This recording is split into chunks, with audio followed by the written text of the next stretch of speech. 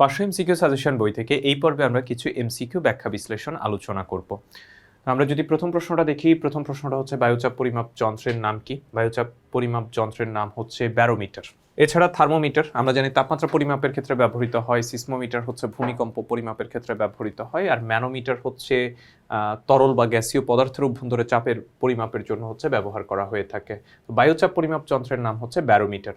তারপরে পৃথিবী পৃষ্ঠে বায়ুমণ্ডলীয় চাপ হচ্ছে 960 মিলিমিটার পারদ হলে এভারেস্টে পর্বত শৃঙ্খে বায়ুমণ্ডলের চাপ কত হবে? প্রায় 1/3, মানে হচ্ছে 336 মিলিমিটার পারদ চাপ।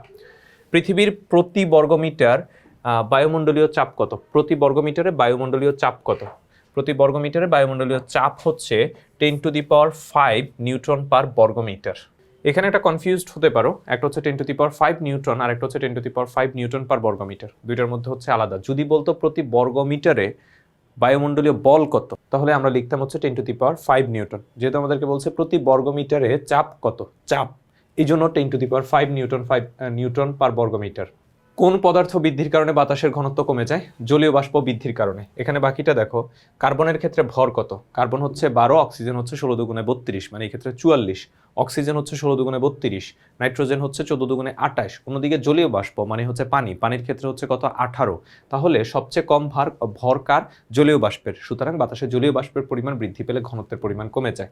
ব্যারোমিটার উচ্চতা পরিবর্তন দেখে আমরা কি বুঝতে পারি? ব্যারোমিটার উচ্চতার পরিবর্তন দেখে আমরা বায়ুমণ্ডলীয় চাপের পরিবর্তন দেখতে পারি।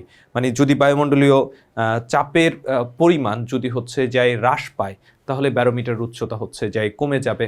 আর যদি বায়ুমণ্ডলের চাপের পরিমাণ বৃদ্ধি পায়, তাহলে ব্যারোমিটার উচ্চতা বৃদ্ধি পাবে।